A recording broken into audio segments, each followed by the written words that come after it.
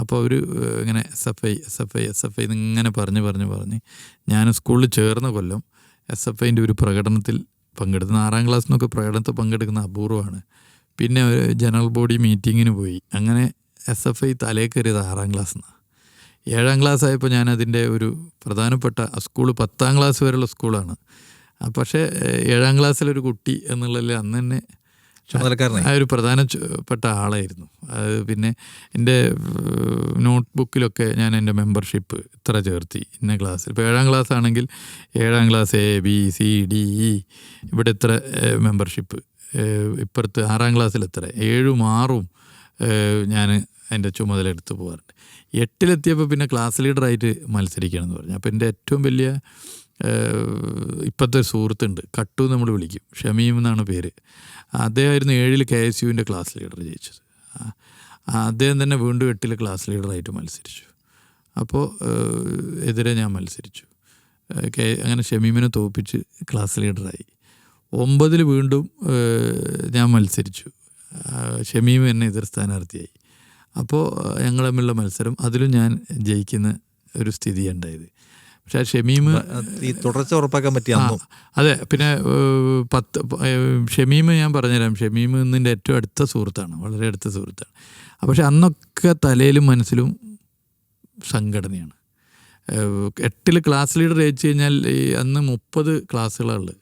30 class ലീഡർമാർ കൂടി school ലീഡറെയും school ചെയർമാനെയും തിരഞ്ഞെടുക്കണം. അപ്പോൾ സാധാരണ 10ാം ക്ലാസ്സിലുള്ളവരോ സ്കൂൾ ചെയർമാനൊക്കെ ആയിട്ട് മത്സരിക്കുക. പക്ഷേ എന്നെ അന്ന് സംഘടന തീരുമാനിച്ചു സ്കൂൾ ചെയർമാൻ സ്ഥാനാർത്ഥി. അപ്പോൾ ഞാൻ ആദ്യം പറഞ്ഞു, അയ്യോ ഇപ്പോൾ വേണ്ട, ഞാൻ ഇപ്പോൾ ക്ലാസ് ലീഡർ അല്ല വേണ്ട, 10ലുള്ള കുട്ടികളായിക്കോട്ടെ. അത് പറ്റില്ല, സംഘടന തീരുമാനമാണ്. അങ്ങനെ ക്ലാസ് ലീഡർമാരെ മുഴുവൻ വിളിച്ചു, ചെയർമാൻ സ്ഥാനാർത്ഥിയായിട്ട് മത്സരിച്ചു. പിന്നെ 9ാം ക്ലാസ്സിൽ ഇതേപോലെ ചെയർമാൻ സ്ഥാനാർത്ഥിയായിരുന്നു. പിന്നെ ഫറൂഖ് കോളേജിലെത്തിയപ്പോൾ പ്രീ ഡിഗ്രി ഫസ്റ്റ് ഇയർ റെപ്രസെൻറ്റേറ്റീവായി മത്സരിക്കും. ഞാൻ ഫറൂഖ് കോളേജിൽ എനിക്ക് എല്ലാവരും ക്രിസ്ത്യൻ കോളേജിലൊക്കെ പഠിക്കാനാണ് പറഞ്ഞത്, കാരണം വീട്ടിൻ്റെ അടുത്താണ്. പിന്നെ SFI വളരെ സ്ട്രോങ് ആണ്. ഒരു കാര്യം ഇടയ്ക്ക് ചോദിക്കട്ടെ, അപ്പോൾ ഈ SFI പ്രവർത്തനം ഇതിൻ്റെ ഒരു ഭ്രാന്ത് പിടിച്ച സമയം അതിൻ്റെ വീട്ടിൽ നിന്നുള്ള റെസ്പോൺസ് എന്തായിരുന്നു? വീട്ടിൽ അതാ ഞാൻ പറഞ്ഞത്, വീട്ടിൽ ഫാദർ ഒരു പോലീസ് ഓഫീസറായിരുന്നല്ലോ. ഫാദർ പോലീസ് ഓഫീസറാണ്. ഫാദറിൻ്റെ എളാപ്പ, വാപ്പാൻ്റെ അനിയൻ, എൻ്റെ വാപ്പാൻ്റെ അനിയൻ KPCC പ്രസിഡൻ്റായിരുന്നു. മൊയ്തീൻ കുട്ടി സാഹിബ് എന്ന് പറയും, KPCC പ്രസിഡൻ്റായിരുന്നു. വാപ്പാൻ്റെ ഉമ്മാൻ്റെ സഹോദരൻ, അമ്മാവൻ, വാപ്പാൻ്റെ മാമ കോഴിക്കോട് MP ആയിരുന്നു, കോൺഗ്രസിൻ്റെ, സെയ്ദ് മുഹമ്മദ്. അപ്പോൾ കോൺഗ്രസ് ഒരു പശ്ചാത്തലമുണ്ട് ഒരു ഭാഗത്ത്. പക്ഷേ ഒരിക്കലും എതിർത്തിട്ടില്ല.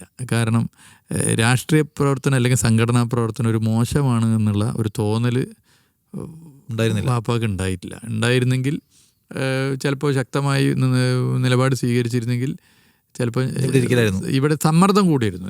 അതായത് രാവിലെ പ്രോത്സാഹിപ്പിച്ച് വിടുകയല്ല, നീ പോയി സംഘടനാ പ്രവർത്തനം നടത്തുക എന്നിട്ട് പ്രോത്സാഹിപ്പിച്ച് വിടുകയല്ല, സമ്മർദ്ദം കൂടിയായിരുന്നു. അപ്പോൾ പ്രീ ഡിഗ്രിയും അവിടെ ഫസ്റ്റ് PDC റെപ്പായി.